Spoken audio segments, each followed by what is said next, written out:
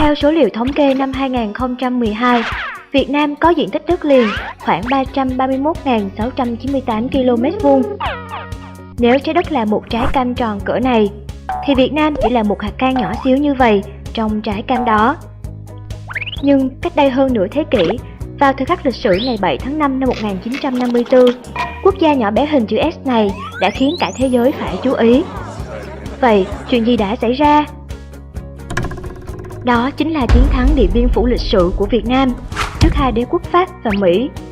Trên phương diện quốc tế, chiến thắng này có ý nghĩa rất quan trọng. Chiến thắng Điện Biên Phủ đã cổ vũ đồng loạt cho 17 nước châu Phi thuộc địa của Pháp nổi dậy giành lại độc lập. Cũng là lần đầu tiên một nước thuộc địa đại thắng bằng quân sự trước các nước đế quốc thực dân, và là yếu tố dẫn đến sự kết thúc của chủ nghĩa thực dân kiểu cổ điển đã tồn tại hơn 400 năm trên thế giới. Đó chỉ là một phần của câu chuyện về lịch sử Việt Nam. Vậy, có bao giờ bạn tự hỏi vì sao Việt Nam lại được hình dạng chữ S như bây giờ? Để giữ được hình chữ S đó, chúng ta đã trải qua những gì? Hãy cùng nhau tìm hiểu điều này nhé! Khởi thủy. Từ Văn Lang đến hết Âu Lạc của thục phán An Dương Vương, Việt Nam chuyển qua giai đoạn chìm đắm trong 1000 năm Bắc thuộc.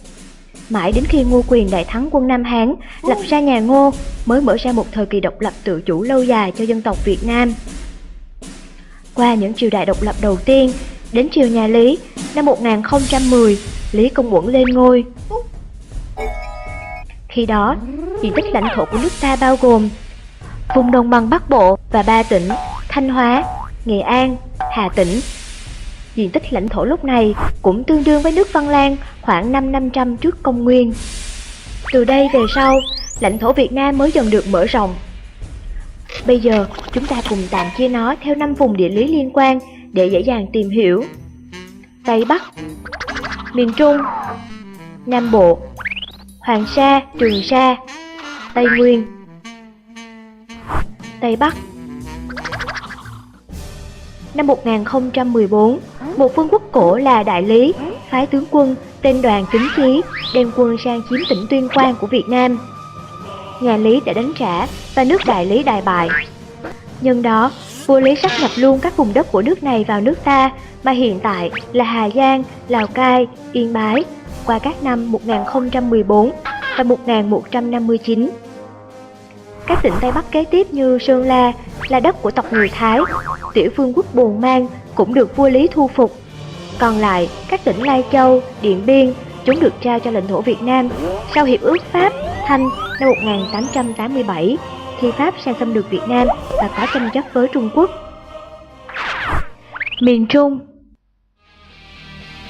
Các tỉnh duyên hải miền Trung từ Quảng Bình đến Bình Thuận ngày nay đều là đất của vương quốc Champa khi xưa. Từ năm 1069 đến năm 1693, các triều vua và chúa Việt Nam đã tiến chiếm toàn bộ lãnh thổ nước Champa. Chỉ ngoại trừ một lần duy nhất vào năm 1306, vua Chăm đã dâng hai châu Ô, Lý, tức là đất Quảng Trị và Thừa Thiên Huế, cho vua Trần làm sính lễ để hỏi cưới Huyền Trân công chúa. Còn lại, tất cả những vùng đất khác đều được sáp nhập qua các lần giao tranh. Nam Bộ. Chú ý, có một sự kiện vào năm 1558, một danh tướng tên là Nguyễn Hoàng dưới thời Lê Mạc phân tranh vì sợ thế lực của chúa Trịnh Kiểm sát hại nên đã theo đường biển từ Thanh Hóa vào trấn giữ đất Thuận Hóa, tức Quảng Bình, Quảng Trị, Thừa Thiên Huế ngày nay. Từ đây, ông trở thành người tiên phong và tạo tiền đề cho Việt Nam tiến mở rộng bờ cõi chưa từng thấy trong lịch sử Việt Nam về sau, qua 9 đời chúa Nguyễn và 13 đời vua Nguyễn. Theo đó, toàn bộ vùng đất từ Phú Yên đến cực Nam Cà Mau bây giờ đều là công sáp nhập của các vua chúa nhà Nguyễn. Tiếp theo, đất Nam Bộ bây giờ trước kia thuộc chủ quyền nước Campuchia. Từ năm 1708 đến năm 1757, các chúa Nguyễn đã cho sáp nhập toàn vùng đất này vào lãnh thổ Việt Nam với những lý do khác nhau như chủ động tiến chiếm Long An, Vĩnh Long, Trà Vinh, Bến Tre, được đền ơn khi giúp đỡ quân sự cho nội bộ Campuchia để vua Campuchia được lên ngôi là An Giang, Đồng Tháp. Người Hoa từ Trung Quốc di trú sang Campuchia lấy đất khai khẩn và dâng đất đó cho chúa Nguyễn để được chúa bảo hộ là Kiên Giang, Cà Mau, Bạc Liêu, Sóc Trăng, Hậu Giang, Cần Thơ, Tiền Giang. người Việt di trú từ miền Trung vào Campuchia sinh sống làm ăn. Sau đó, chúa Nguyễn từ từ lấy đất đó sáp nhập vào lãnh thổ là Bình Phước, Bình Dương, Tây Ninh, Sài Gòn, Biên Hòa, Vũng Tàu. Toàn vùng đất Nam Bộ chúng ta có được là nhờ vậy. Hoàng Sa, Trường Sa. Năm 1816, vua Nguyễn Ánh cho chính thức cắm cờ xác lập chủ quyền, quản lý hai quần đảo Hoàng Sa, Trường Sa. Trước đó từ lâu, khoảng 200 năm, các chúa Nguyễn cũng đã lập đội Hoàng Sa, hàng năm ra các đảo tìm kiếm sản vật. Ngày nay, theo Công ước Liên Hiệp Quốc về luật biển UNCLOS năm 1982, Việt Nam hoàn toàn có thể khẳng định chủ quyền tại các quần đảo này. Tây Nguyên. Năm 1830 đến năm 1834, vua Minh Mạng cho sáp nhập vùng Tây Nguyên là Kon Tum, Gia Lai, Đắk Lắk, Đắk Nông và Lâm Đồng của các bộ tộc người thiểu số đang tự trị ở đây vào bản đồ nước ta. Tới đây, quá trình dựng nước về mặt lãnh thổ xem như hoàn thiện. Chúng ta đã có được một chữ S hoàn chỉnh. Nhưng để giữ vững và bảo vệ toàn vẹn chữ S đó lại là một câu chuyện rất khác. Chiến tranh. Bắt đầu từ Âu Lạc đến nay, Việt Nam có khoảng hơn 2.269 năm lịch sử. Tuy với bề dày lịch sử như thế, nhưng có lẽ hiếm có quốc gia nào như Việt Nam để giữ được độc lập và chủ quyền đã phải trải qua nhiều gian khổ trước những đế quốc to lớn hơn mình. Chúng ta hãy thử làm một phép tính. Với 4 lần bắt thuộc Trung Quốc, lần 1 246 năm, lần 2 501 năm, lần 3 336 năm, lần 4 giặc Minh xâm lăng 13 năm, tổng cộng 1096 năm bị Trung Quốc đô hộ.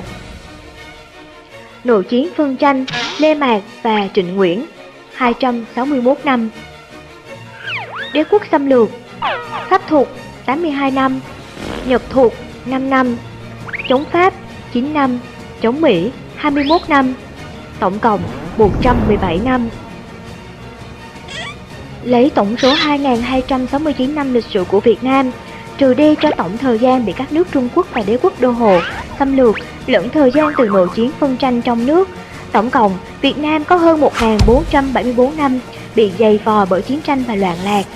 Chỉ còn lại 795 năm hòa bình, một con số đáng phải suy ngẫm, khi mà số năm chiến tranh và bị xâm lược còn lớn hơn cả số năm độc lập và hòa bình. Dành cho Việt Nam hôm nay. Sau ngày 30 tháng 4 năm 1975, lãnh thổ Việt Nam được hoàn toàn thống nhất. Non sông Việt Nam nối liền một dải từ Bắc chí Nam, có hình dạng giống như một chữ S, rộng hai đầu Nam Bắc, dài và hẹp ở miền Trung. Phía Bắc giáp Trung Quốc, Tây giáp Lào và Campuchia, Đông và Nam giáp Biển Đông. Vị trí trên thế giới thuộc về phía Đông Nam châu Á. Đến đây ta thấy, chỉ là một đất nước nhỏ bé với diện tích khiêm tốn, nhưng để hình dạng chữ S nhỏ bé đó được ghi danh trên bản đồ thế giới như hôm nay, thì đó lại là cả một quá trình vô cùng gian nan và vất vả. Ngày nay, dù chiến tranh đã đi qua, nhưng khi nhắc về Việt Nam, người ta vẫn thường nghĩ về hình ảnh của một đất nước bị chiến tranh tàn phá. Thiết nghĩ để có được hình ảnh về một Việt Nam ngày mai mới mẻ hơn và tốt đẹp hơn, điều đó chỉ có thể được tạo nên bởi chính cố gắng của chúng ta ngày hôm nay, bởi Việt Nam không chỉ có chiến tranh.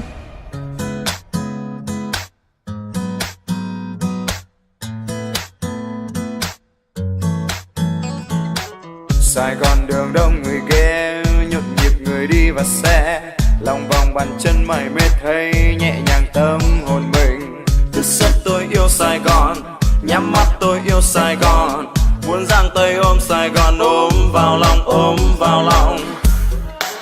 Tôi muốn hát lên tên Sài Gòn,